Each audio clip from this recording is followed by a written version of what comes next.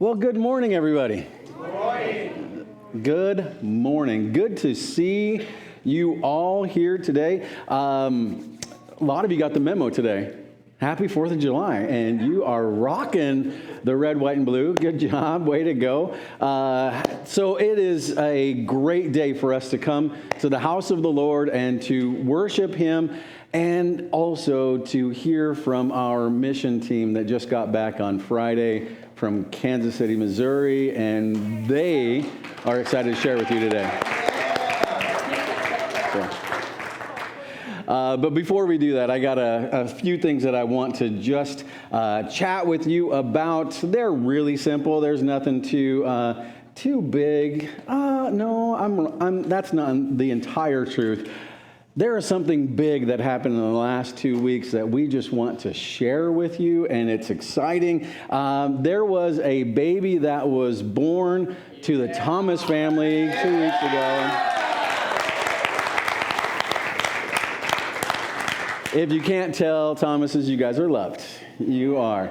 Brielle Rose was born. Now, I forgot. I got all the other details right, but I didn't get the day right. What day was she born? June 22nd, weighing 7 pounds, 2 ounces, 19 inches long. Let's have the Thomases stand and show us this beautiful baby girl that was born.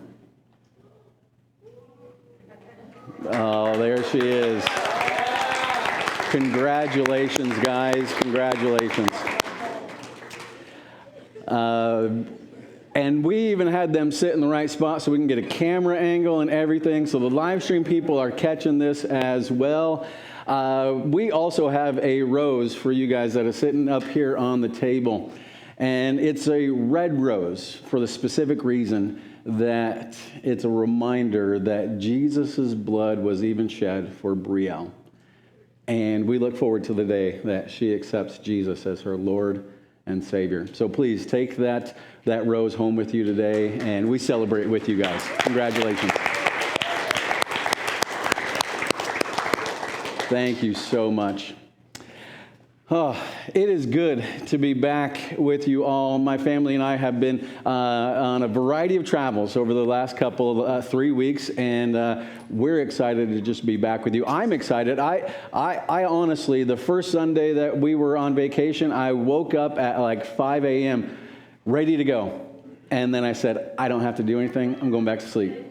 Went back to sleep, and it was fantastic. And then it happened again the next Sunday and the next Sunday, and it just is amazing to be back with you guys today. So I'm excited about it. But we want to share with you our mission trip that we took over the last couple of days. And I want to just give you some Pastor Chopper insights before I invite the team up to come and share. We have some amazing teenagers in this church, and I wish that we could take them all. We really do. I wish we could take them all on a mission trip such as this, but circumstances are what they are. Sometimes it just doesn't work out with schedules, and so it's exciting to be able to take as many as we can, whenever we can, and they really, you'll be proud of the things that they accomplished this week. So I know that you're going to enjoy everything that they have shared. I'm going to be interviewing them. They're going to be sharing with you. We're going to have some pictures for you. We are probably going to laugh at things that you will have no clue about, but that's okay. Just roll with it, okay? We have a term on mission trips. It is called flop like a mop. Everybody say that with me. Flop like a mop. What that means is that you have to be flexible. As a mop, when it flops on the floor and it just goes everywhere, and the little thingies, whatever those are called, the parts of the mop that flop, when they get going, they just do their thing. That's what we do. We follow when we need to, we disperse when we need to, and we do that. We're just flexible. And so you guys are going to learn a little bit about flexibility today. Let's see. I want to tell you so much, but I'm going to really stop so that you can hear from them. So let's watch our first video of pictures as they go on the screen here. Let's play that first one.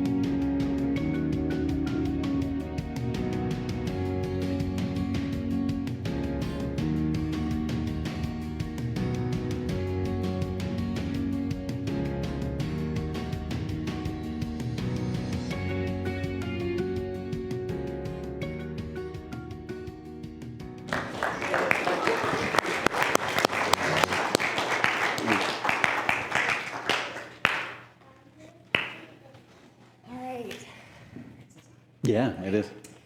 Okay, so you guys, I could watch those pictures all day long, and we didn't even include, I think we had like, I don't know, 600 and some pictures, yeah. I mean, we would be here till 2 o'clock this afternoon looking at pictures. But we tried to pick out the best ones. But I just want to echo what Pastor Chopper had to say. Your kids and the youth of this church are simply amazing. They yeah, that's right. They just rose above the bar and just dove in. They dug deep. They persevered. When they wanted to quit, we just encouraged them to press on. They were so encouraging to each other. We all had bad days, and then some of us had good days. And for those of us who had bad days, the ones who were having good days would just encourage us along and just keep pushing us along to dig deep and do the work that we needed to do. On Monday, it rained, and it poured, and it poured, and it poured, and we were messy and dirty and gross, which is so funny because my kids always want to go outside and play in the rain, except for they were like, oh, it's raining, I don't want to work anymore. They all were just like done with Monday. We always want to play in the rain. So. Right, yeah. One thing that you will find out in a little bit, the kids are going to be sharing specifically about specific days, and so we reserved all the service day pictures for when they are about to share. So you saw all the fun things. The other stuff will come in a little bit. So I just want to take a few quick moments to kind of walk through what a typical day looked like, what our schedule was.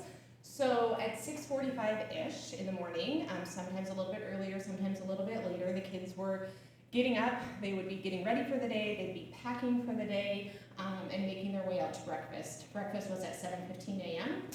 We did breakfast, and then we packed our lunches at the same time. Every day we packed our sack lunches, and so they would either be going through the breakfast line or they'd be going through the lunch line to pack their lunch for the day. And they learned rather quickly of like, oh, I need a spoon for my applesauce. I forgot that yesterday, so I better pack that today. So they learned along the week of what they needed and whatnot. At 8:15, we did devotions.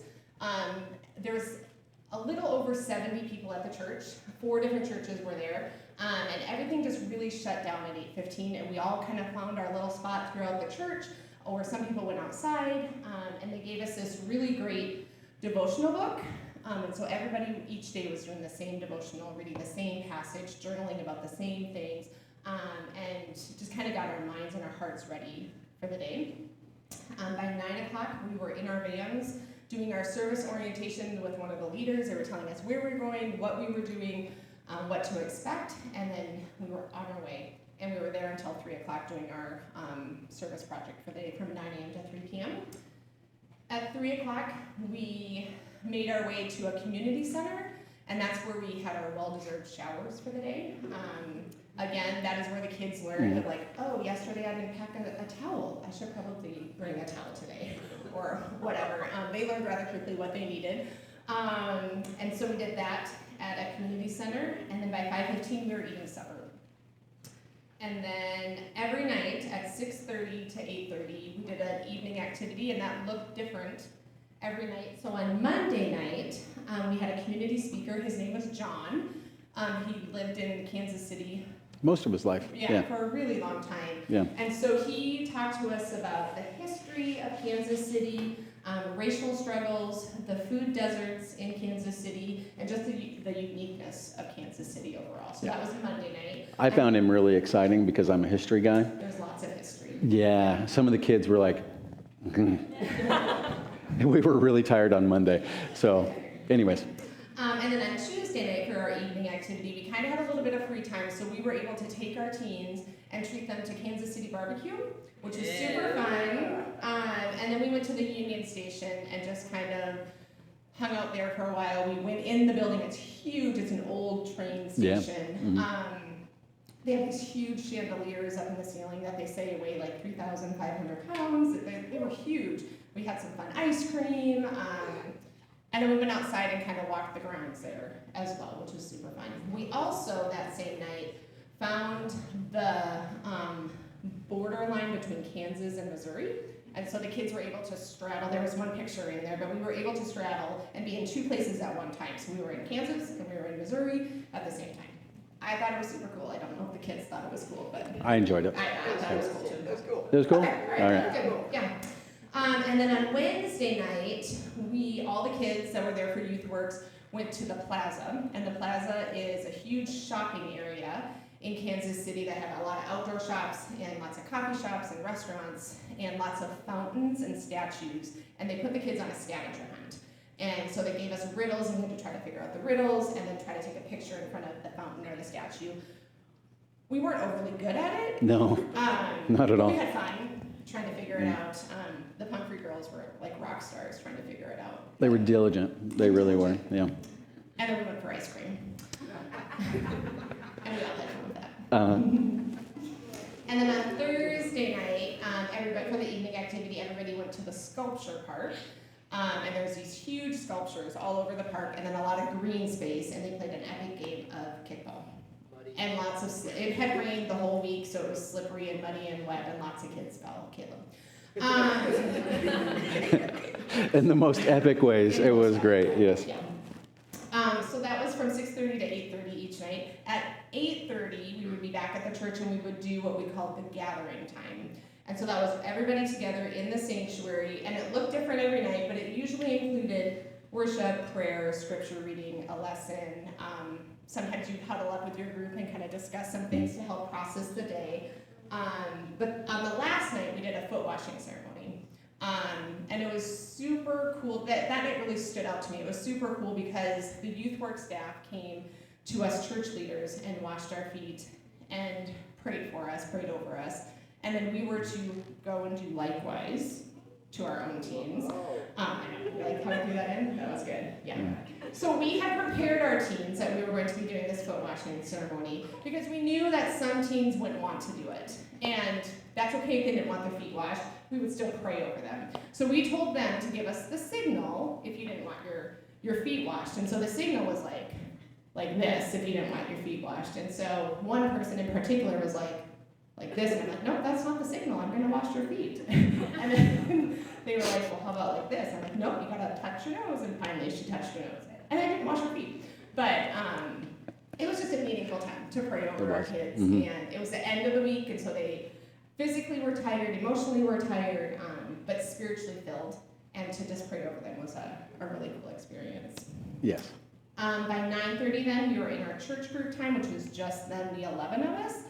And that was another time of just kind of debriefing the day, talking about the highs and the lows, processing what happened throughout the day, encouraging each other, lots of praying for each other, and then kind of laying out the details of what the next day would look like for our service project. So that was kind of what it was like on the daily schedule. We were tired by the end of the day. That's a lot to pack into the day. We were tired. One other thing I just want to mention is that each group was assigned to kind of a service opportunity within the church we were staying at. And so one of the days we had morning building cleanup. One day we had breakfast prep and lunch prep. Another day we had dinner cleanup, and then another day we had dinner prep. So each group kind of took care of the responsibilities to help the week run smoothly. So it wasn't just put on the leaders or the youth work staff. We all kind of served each other within the church that we were staying at. Yeah. Yeah, so that was kind of our daily schedule. I just really want to say thank you again for your prayers. I know many of you were praying for us, and we felt it. You might think, well, I'm just shooting up a prayer, or I'm saying that I'm praying.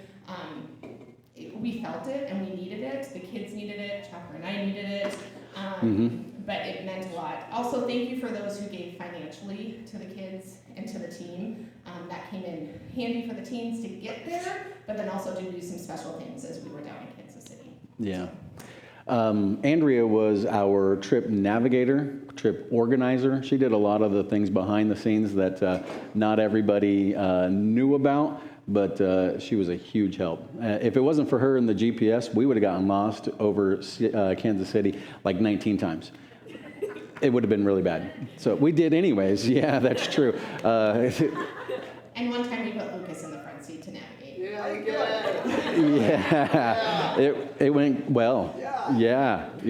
But so, thank you. Yeah. So our theme for the week was neighbors. You probably can't see it on here, but neighbors, and we based all of our lessons and our devotions out of the parable of the Good Samaritan. So Joshua's going to come up and read the parable of the Good Samaritan. Yeah, Josh. You want me to hold the microphone for you while you read? I don't care. Okay. Parable of the Good Samaritan. On one occasion, an expert in the law stood up to test Jesus. Teacher, he asked, what must I do to inherit eternal life? What is written in the law? He replied, how do you read it? He answered, love the Lord your God with all your heart and all your soul and all your strength and with all your mind and with all your love, and love your neighbor as yourself. You have answered correctly, Jesus replied. Do this and you will live. But he wanted to justify himself, so he asked Jesus, and who is my neighbor? In reply, Jesus said, a man was going down from Jerusalem to Jericho when he was attacked by robbers. They stripped him of his clothes, beat him, and went away, leaving him half dead on the side of the road. A priest happens to be going by the same road, and when he saw the man, he passed by on the other side. So too a Levite, when he came to the place and saw him, passed by on the other side. But a Samaritan, as he traveled, came where the man was, saw him, and took pity on him. He went to him and bandaged his wounds, pouring oil and wine. Then he put the man on his own donkey, brought him to an inn, and took care of him. The next day he took out 2 denarii and gave it to the innkeeper. Look after him, he said, and when I return, I will reimburse you for any extra expenses you may have. Which of these do you think was the neighbor to the man who fell into the hands of the robbers? The expert in the law replied, the one who took mercy on him. Jesus told him, go and do likewise. Excellent. Good job, Joshua.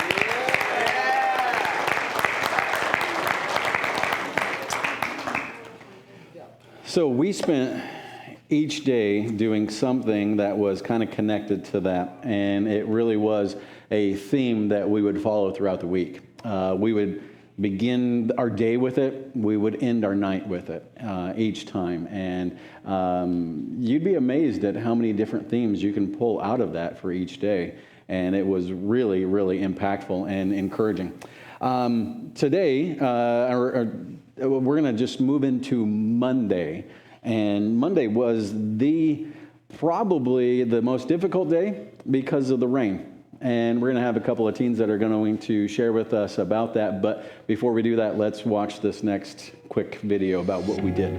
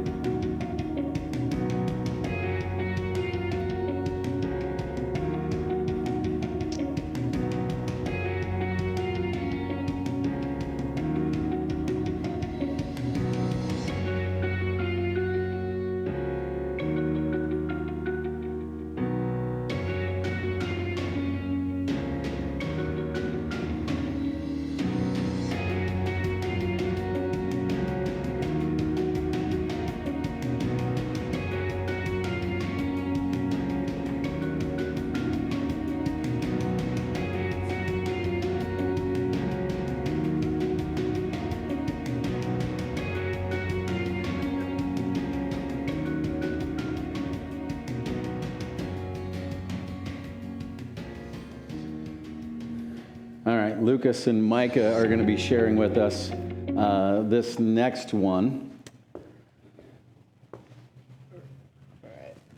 So, tell us, where were we? What did we do? What was our theme? That type of stuff.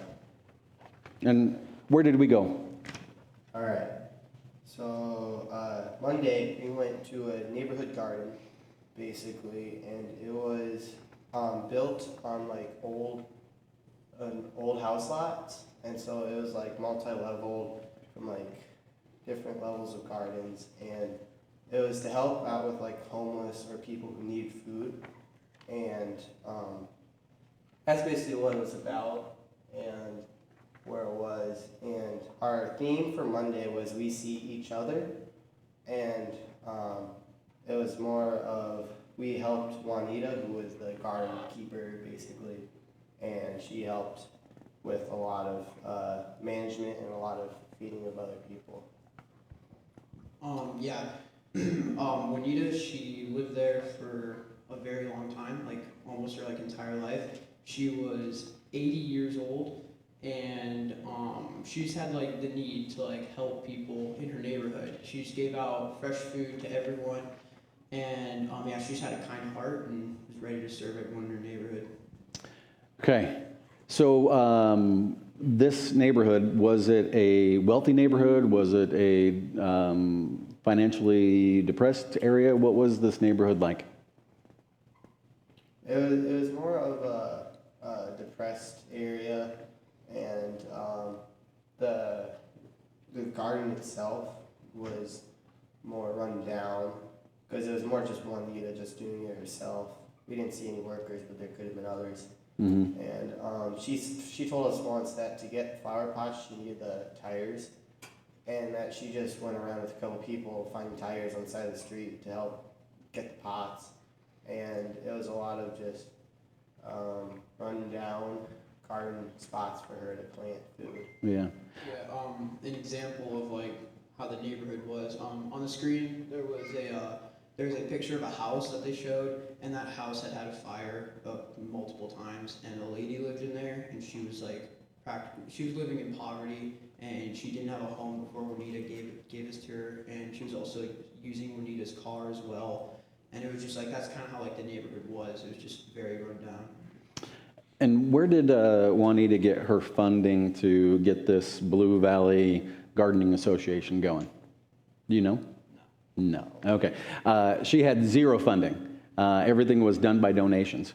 So, or she found the stuff on the side of the road to make the planters and to get everything organized. And actually, the Kansas City Royals are one of her donation partners. So that was kind of cool. I learned that by the sign that was at the last picture of the slideshow. Yeah. Lucas, start out telling us what was your favorite part of the trip? The entire trip. The entire trip. All right. So mine was probably the last day, which we picked potatoes at a farm, and I just liked how we got like nitty and gritty and like dirty and stuff. And I thought it was very fun, just like picking potatoes. Excellent. We'll hear more about that in a little while. Yeah. Micah, your favorite part? My favorite part would be Wednesday morning. We were at a food pantry where you'll hear about later. And we were putting boxes of food together. And we got so fast, so efficient that the people themselves told us to slow down. And I thought that was really like cool that it showed that we were working hard. Excellent. Excellent. This is a both of you question, okay? What did God teach you while we were on the trip? So for me personally, I could see God working in a lot of people's lives. So like every single person, like there were like when we went to work sites, there were like specific people that would like tell us what to do, and they kind of like shared their story as well. And it was very impactful to see them. They obviously like knew God and like felt His presence, and I thought that was very uplifting and inspiring. You could just tell that they had a heart of God and wanted to serve everyone in their community, and just wanted to show God's presence to everyone, and it was very cool. And then off of that, you could tell that they really believed in God and how He would help them throughout their work or how they impact people. And they also really believed that God would help like push them through if they had troubles in like situations. Excellent. Anything else you guys want to add to our conversation here? Would you go again? What? Oh, 100%. It was very fun, worth the trip, and maybe get more people next time. Okay. Also, thank you for your guys' prayers. It was very inspiring, and it was... I'll explain that in just a second. It was good to know that people on the outside were praying for us. I would say for sure do it. It was really eye-opening for us, I think, and it also helped just the community that we worked at, all like 5 of them, I think, it helped. And it also just made us more together as a group also. Okay, excellent. At our gathering times, we would have a thing called Royal Raws. So if someone did something that was really cool, we'd go, Royal Raw, and we were a bunch of cheerleaders for the moment. And then if we saw God moving in a certain way, we would do snaps. I don't know, what was the yay gods? Yay gods, and we'd snap afterwards. By the time the week was going on, my hands were so tired, I couldn't snap. It was really awkward. But these guys did a great job. Micah was our official cheer support volunteer, the guy that we could count on for encouragement. And he was a blast. Lucas was always willing to jump in and do whatever was necessary. And it was awesome to have both of you guys on the trip. Excellent. Thank you, guys.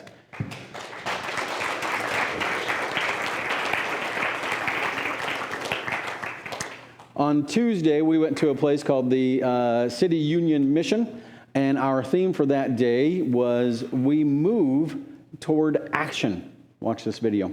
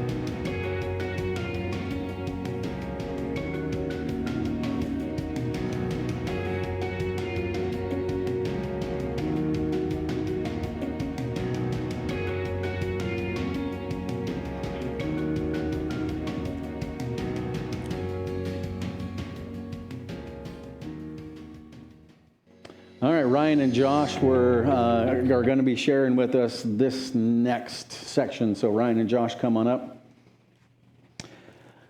Tell us, what was the City Union Mission all about? The City Union Mission was a Christian organization committed to sharing Christ and striving to meet needs of individuals in the KC area through varieties of services including shelters for the homeless, meals, clothes, food, mental health facilities, and other programs. Excellent. And Josh, do you remember what we did that day? What were some of the things that we did? Yeah, so we were mostly cleaning the building, just helping out. We went to the family center, the office, and the men's center, and the warehouse. We swept the warehouse. It was up in the slides.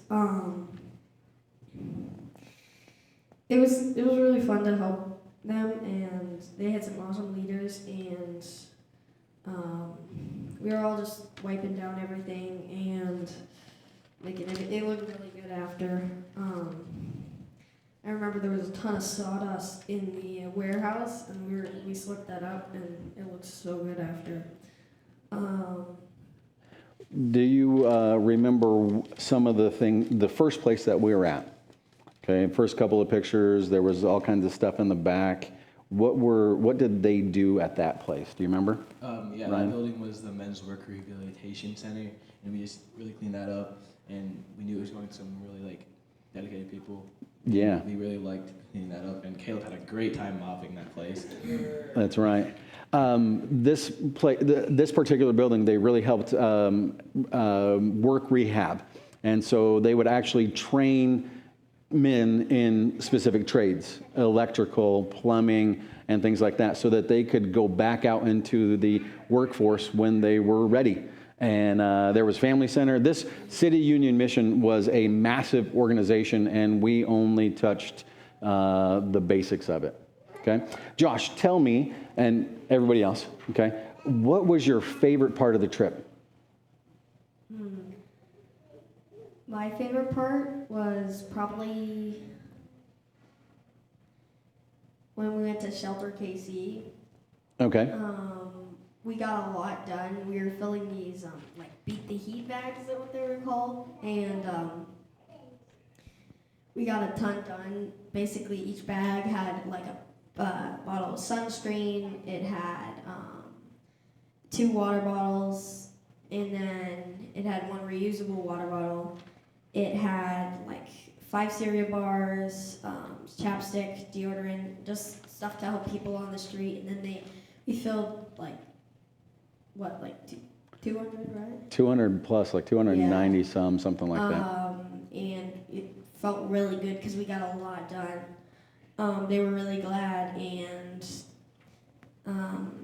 a couple weeks later, they just a couple weeks from now, they're gonna give them out, and it's really impactful when you think about it, how much that would help. Yeah. On the street. Absolutely. What was your favorite part, Ryan? Definitely the last day. I forget where we were, but it was like the chicken coop place. We were at a farm, Yeah, we were at an a urban farm. A farm, that's what it Yep, was. that's what that's called. Um, I'm sorry. That was low. I'm sorry. We'll talk more. Tell us why it was your favorite, and we'll talk more about the urban farm. So there was this little kid there. He was like 8. His name was Aiden, and like literally the second half of the day, all I did was just play with him. It was really draining. It was super fun. He was super energetic, and yeah, it was the best time. Mm-hmm. Yep. And that was okay, wasn't it? We were totally cool with you going and playing and not worrying about anything else, because there were plenty of us others that were doing other jobs. Ryan, we'll start with you. What did God teach you on this trip? He really pushed me what I could do like mentally and physically throughout the week, and like what I could take and what I couldn't take. And it really showed me what I'm here for, and how fun a mission trip really is, and how impactful it can be for other people, and for us at least. It was super fun and like inspiring. Excellent. I'm glad to hear that. Mr. Joshua, what was your favorite part of the trip? I mean, what did God teach you? We already asked that one. So what did God teach you? Well, I think when I wanted to give up, everybody encouraged me to keep on going, and he was just he felt like a thought in my head of just like, if you keep on going, like everybody else was really encouraging, and when people were down, the other people were lifting them up, and I felt like God taught me how to encourage and to not break down. So. Excellent. Josh was our detail guy. He noticed things that nobody else noticed, and it was every time when we were driving, we'd see a Tesla. Josh was pointing it out, but there were other things that Josh was recognizing that the rest of us didn't. And you need that on a mission trip. You need that when you're working. You need that when you're doing other things. And Josh was always able to do that. And I'm just going to talk about him for a second, because he did something that the rest of us didn't do. When we were doing breakfast and lunch prep one day, he had the checklist. And I promise you, it wasn't just a double check. It was a quadruple check. And he did everything that he was supposed to do and made sure it was all in position, and that was awesome. Ryan was our social butterfly. He was the one guy that got to meet a lot of the other teams and interact with them and get to know them. And that was fun, because in a post-COVID world, we don't always get those opportunities, and he took a full advantage of it. But he was also just a great encouragement to everyone on the team, and a diligent worker as well. Well done, boys. Thank you so much.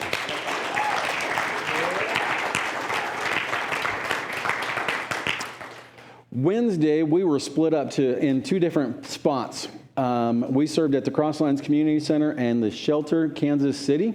And this theme for that day was "We Love Without Limits." Enjoy this video.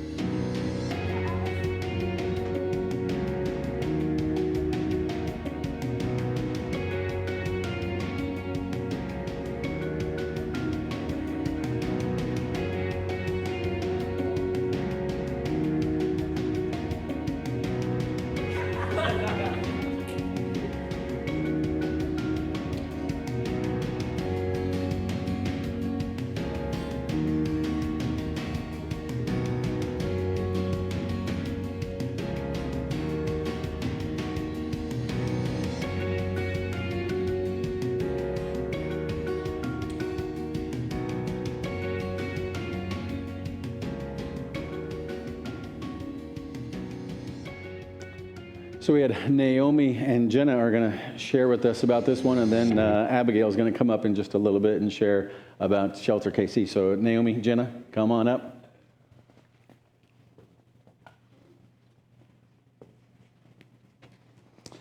And tell us about Crosslines and what we did that day. Well, Crosslines, they do a lot of things. They help people who are homeless and need food. And specifically what we did there was we helped to package food for people who needed it, specifically the elderly. And they also were working on setting up a grocery store for families, and they had a point system. So when you would go in and you would get assigned a certain amount of points, and then you could go through and get what food you needed.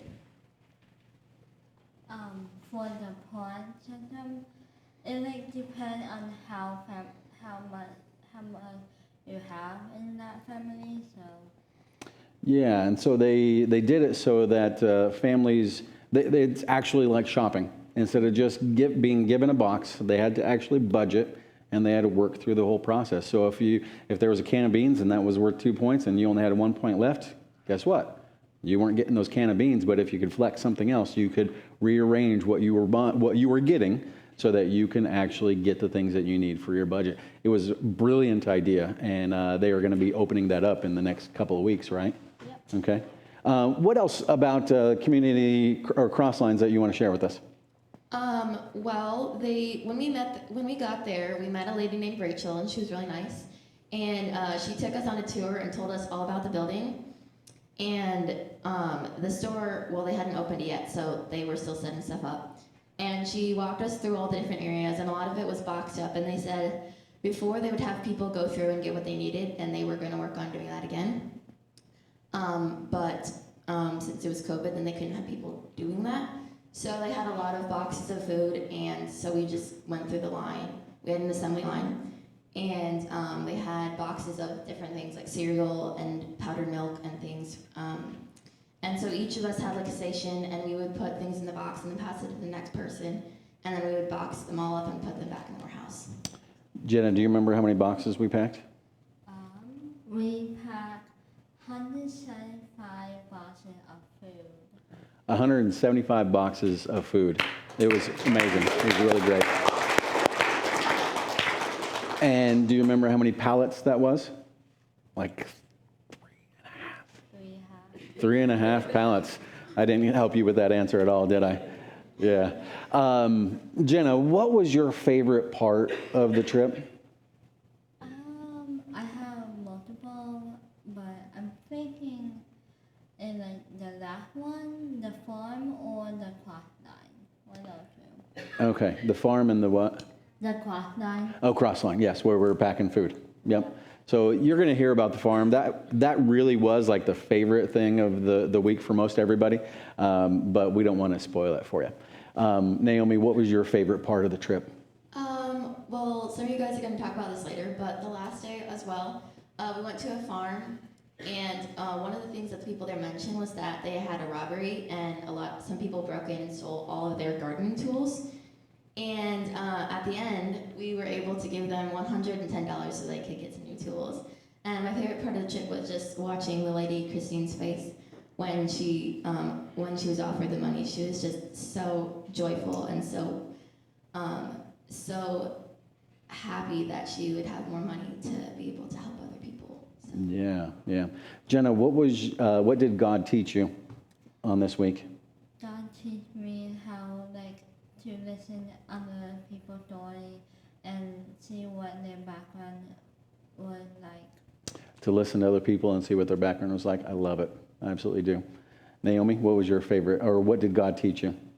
Well, we all know everybody has problems, and some people have problems that are more important than yours. Not that yours aren't important, but and so I struggle with a lot of things. But one of the things that God taught me was that I shouldn't always focus on my own problems, and even when I'm having a tough time, I should still help other people when they need it. Okay, that's good.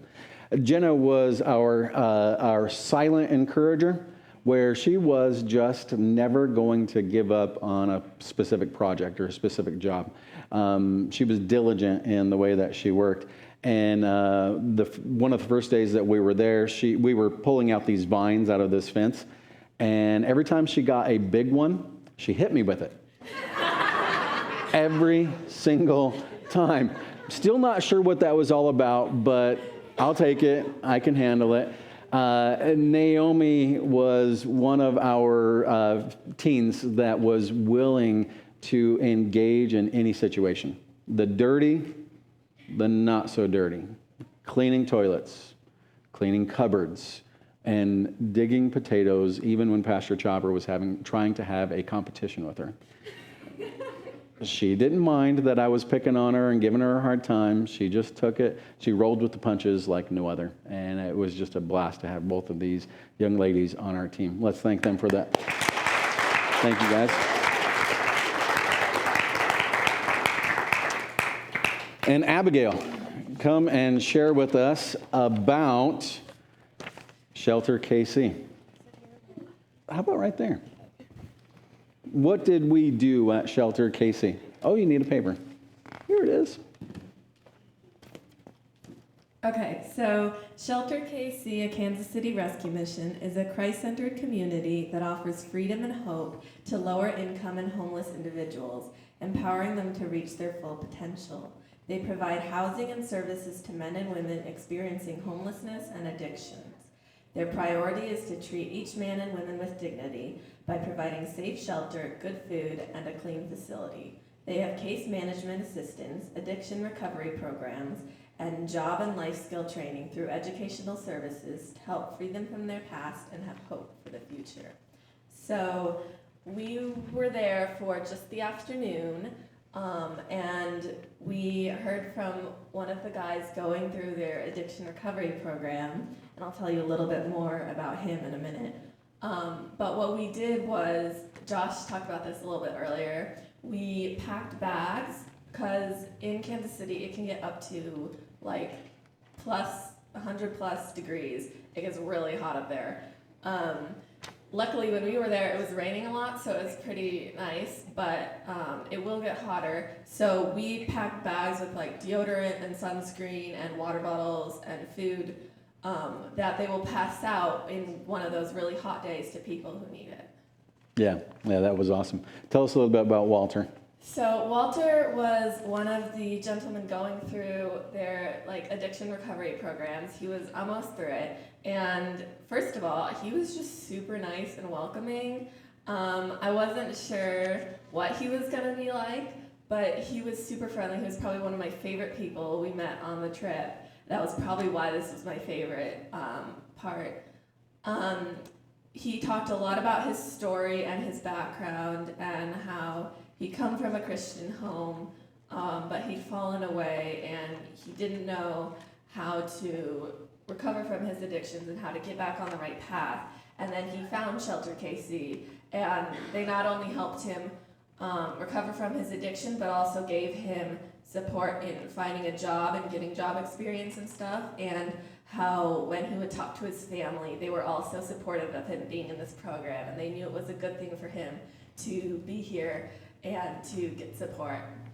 Yeah, even at the expense of not being able to see his family, Right. because when they're in the program, they stay at the facility.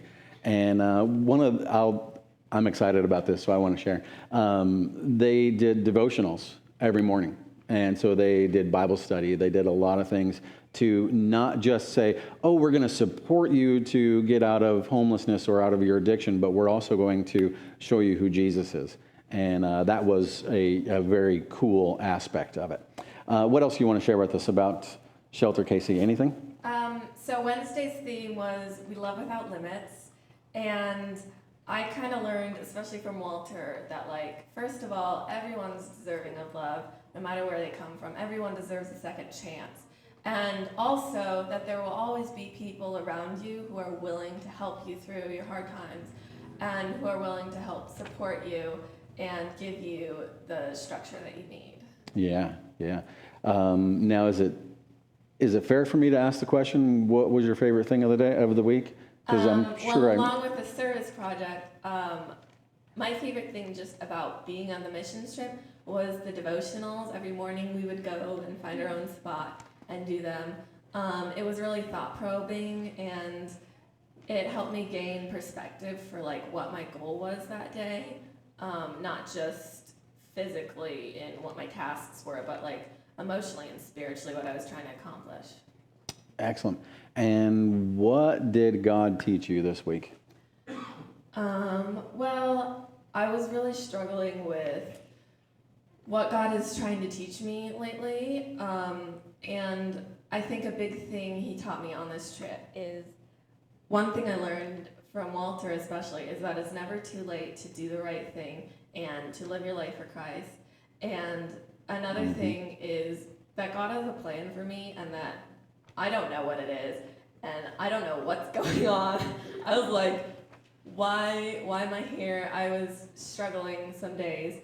What God was trying to teach me, because that was like my thing. I was like, I need to know what God is teaching me, and I didn't.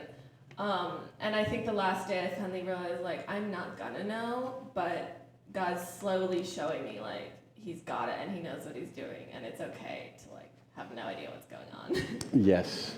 And along the way, we remember that he's faithful, right? And he's never going to just leave us to wander. He's going to show us the direction in his timing. In his timing. Abigail was one of our teens that wanted to know the details of the day, and we kept telling her, you don't know. You don't have to know. We'll take care of you. We will tell you when the time is to go to one thing or the other. And she really worked through some of those things, which is, they're not big things at all, but they're things that we have to remember that we like to be in control. And I think God was also helping her to see that control is not something that we need to have all the time, right? Yes. All right, good. Let's thank Abigail for what she shared with us.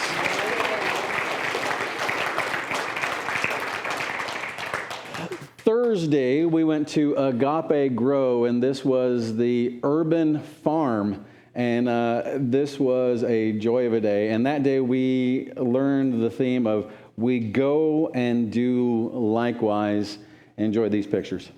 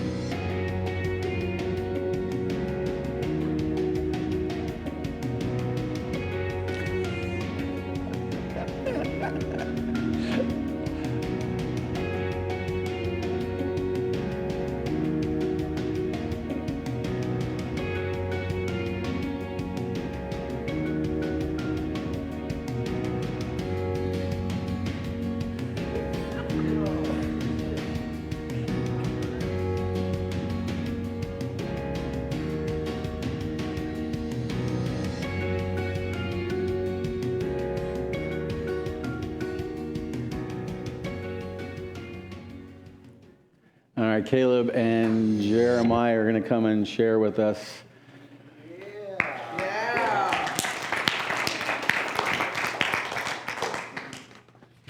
Who wants that? He does, okay. Jeremiah, tell us about Agape Grow. Agape Grow is an urban farm that exists to teach low-income individuals and families how to garden, can, and prepare their own food. Back when they hosted a weekly community meal at about, I don't know how to do that. Where at? Beaumont Baptist Yeah. Church. Okay. They would provide the ingredients that were used to prepare it. There are numerous gardening techniques that are used at this farm, and there are big plans and hopes for development and growth of their program in the future. Yes, this was probably the biggest farm that we've been to. It had to have been because it was massive. It was unique because, again, in each one of these places that we went and visited, they had no government funding. So everything was self-funded or through donations, and this was no different. And so they did everything on their own. They worked hard. The lady that we spent time with, Christine, she was an actual chef, and so she would do classes to teach people how to cook with the garden stuff. And we learned that Bradford, in my conversation with him, I learned that he has had 169 different jobs over the course of his life, and most of them have been like major career changers. And that was fascinating to me because then he started telling me about all the weird jobs that he had, and I'll spare you some of the details because they're not cool. Anyways, what did we actually do? What did you do when we were there at Agape Grow? Almost like the entire time I was picking potatoes, and I remember you and me had like the biggest potato contest, right? Yeah, we did. We learned about potatoes, right? We learned that at the base of the plant is a what? Mama potato. A mama potato. And then like all the other potatoes grow around there. Right. And who picked a mama potato? Do you remember?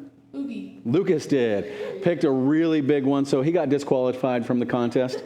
But Jeremiah probably picked the biggest potato, and you saw him holding it there. Mine was just slightly smaller, right? I don't know. You don't know? I never saw Okay. Now, you never saw my potato? Oh, you should have. I don't think I did. It was like bigger than your head. So what else did, so we had people that were doing the picking potatoes, and then we had another group that were picking something else. Do you remember what they were? There's another group picking tomatoes. Picking tomatoes, and so you saw all the tomatoes that they picked. This is kind of the early season, and so they weren't getting a lot of harvest yet. And then Caleb, tell us what the other group was doing. Yeah, so Bradford and Christine.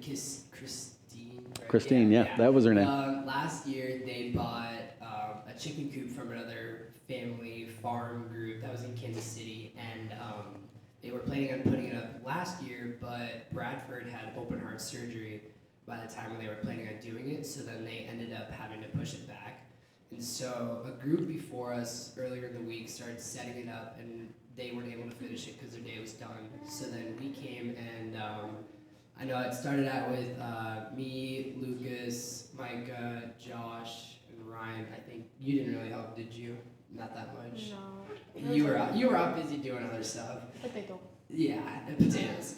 And we all helped out putting like this big giant wall. It was the wall that had like all the boxes on it. It was heavy. I think we dropped it at least 3 times trying to move it to the station, then trying to push it up. But then once we got it up, we nailed it in, and Ryan missed the nails more than he hit anything else. And if we had pictures of it, it's the whole side just dents in the wall, but it's quite funny. And and then after a while, it kind of just went down to me and this guy named Donald putting up the whole chicken coop, and it was a lot of fun. It was a lot of fun. When I heard about it, I was super excited. Like, yes, that's what I'm going to do for the day. And it's stuff that I like to do, and just hard work, labor, just kind of building things. And it was quite enjoyable. Yeah. At some point in time, we had to get to the realization that it really became a 2-person job. And so we had to reallocate kids to go play with animals, play with Aiden, the little guy that was a grandkid to Christine and Bradford. And this was just a unique place. Really was. They were very focused on education and encouraging people how to grow their own food, because Kansas City has a lot of what they call food deserts. And so there's different parts and pockets of Kansas City where it's not easy access to grocery stores or things of that nature. They will go blocks without having grocery stores, like big circumference of areas. And so they'd have to travel to other locations to find grocery stores. And so that's why it's called a food desert. Now, there would be a convenience store, but the convenience store isn't going to provide good quality food. And so it was harder for some of the lower income and not without transportation to get to these locations. So it's very unique, and I think it's just a design issue of the community. Jeremiah, what was your favorite part of the trip for you? Probably rather the feet washing ceremony or just working overall throughout the week. That's probably it. Love it. Love it. The foot washing ceremony is always one of my favorites. It really is. Caleb, what was your favorite part? Probably the Kansas City barbecue. Oh, food. Yeah, I mean, before we even left, we had 3 meetings. It was over in this area, and on the first day we all met up. You brought up Kansas City barbecue, and we were all just pumped for it. It was awesome. But like my favorite part was probably when we were waiting in line, and the guy's grabbing all of our menus. He counted, and we're waiting in line, and I yell, Ryan, do you need a kids menu? And like the guy instantly hears us, and he grabs a kids menu, and just hands it to Ryan, and says, "Here you go." And just for the rest of the trip, we always made fun of Ryan saying, "Do you need a kids menu or not?" It was quite funny. It was classic. It was fantastic. When we were there, we had another group that was from Nebraska. And their table was kind of positioned by ours. So whenever we ate a meal, breakfast or dinner, we were nearby them. And we went on a scavenger hunt on Thursday night or Wednesday night, something like that. And they were very competitive. And they kept telling us that they weren't going to lose to some Iowans. And without getting into yelling into your microphone, okay? All right, just that's the warning, okay? They're having this debate, and the kids they're not getting heated, but they're being competitive, and the juices of competition are flowing. Jeremiah is nowhere near the conversation. He walks right up to it, and he hears the competitiveness go, and he just yells. What did you yell? Just like, we got corn! Yeah! So that became the rallying cry for the rest of the week. We got corn. We have no idea what encouraged him to say that. It was the most random thing I've ever seen. It was. That's the thing that came to my mind. That's it. So if we didn't beat them in the scavenger hunt, at least we have corn, right? That's right. We do. He says we got better corn, at least. Jeremiah, what was something that God taught you this week? I think he helped me learn how to be a neighbor to other people that are in need. So I think that if I ever have the chance, I will like to take it. Excellent. That's good. Caleb? Yeah, so for me, it was kind of like trying to get a new perspective on different things because I kind of came into this like kind of having different expectations. Also coming from camp, I was just really hyped, and it was totally different than I was expecting, and I was a little bothered by that at the beginning of the week, and I'm like, all right, I gotta change my perspective, change my attitude about this and everything, and once I did, it was really great, it was awesome, and patience. I learned a lot of patience that week as well. Yeah. We certainly do. We learn a lot of things. Let's show our appreciation to Caleb and Jeremiah for sharing. Thank you, guys. I just want to thank Pastor Chopper for being able to make this happen. Because without him, this would have never happened without him. Thank you, Caleb. Thank you. Appreciate that. I need my booklet. I think it got taken from me. Thank you. So we're kind of coming to a close here, and I know that it's been lengthy, but I hope that you've enjoyed it. I hope that you've also gotten a perspective for what this week was like and what we really did. You may not think of going to Kansas City as a cross-cultural experience, but it really was. because we interacted with people that are vastly different from ourselves. Miss Juanita, 80-year-old lady, serving her heart out in a very low-income neighborhood, to homeless shelters, to food pantries, and to people that are urban farmers. They're not like us. An African-American man that is sharing his story of addiction and how that has cost him his family, not being able to see his mom, his kids. That's an experience that we don't understand and we don't get because we live in different circumstances. But we also learned that in the grand scheme of things, God is in control. He is in charge. And we learned to go and do likewise. And I think these kids are going to remember that for the rest of their lives.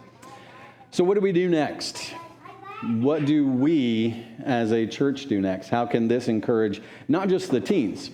Because what I have found is that when people go and serve, they come back and they're ready to do it. And I think that we as a church are positioned properly to be able to go and serve. So I hope that we will be able to do that. But what is next on the horizon for missions? Next summer, I am planning already a trip to Guatemala to kind of recoup what we didn't get last summer because of COVID. We're planning on going back next summer, sometime in the month of July. So if that is something that piques your interest, that is going to be if you teens and adults. So basically, adults, you can go, and kids, if you're seventh, by that time next year, by 7th grade or higher, will definitely take you. And if you're a little bit lower, you got to have a parent with you. Okay, so that's the basic information. But think about that. Begin praying about it, because I think God wants to do something in us as a church, and I think that we can do some amazing things. Before we left, we were encouraged to listen to this, and this is going to be kind of like our benediction, old term for we're going to go and we're going to do likewise. As you go, may God give you eyes to see the incredible value in the people around you. May God give you a heart that grows and overflows with a love that knows no limits. May God give you hands and feet to turn your compassion into loving action for others. May God remind you of the Samaritan who loved with all he had. And may you know Jesus, who loves people more than power or privilege, and may you go and do likewise. And may you move toward friends and strangers, all kinds of people who need to be loved, and be kind, and be generous, and be compassionate, and be neighbors. Thanks so much for coming to church today. I know that it's a different day, but I believe that we are still encouraged by what God does through the story of the Good Samaritan and how it impacted these teens this week. Let me pray for you, and then we'll go. Father, may your grace and your mercy shine upon us. May we look at your face and see the goodness that you want us to see. God, our prayer this last week was that we would have eyes to see and ears to hear. And may that be all of our prayer today, tomorrow, and the next. Eyes to see and ears to hear. We pray this all in Jesus' name. Amen. Thanks, everybody. Make sure you chat with these kids. We'll see you next week. Have a great day.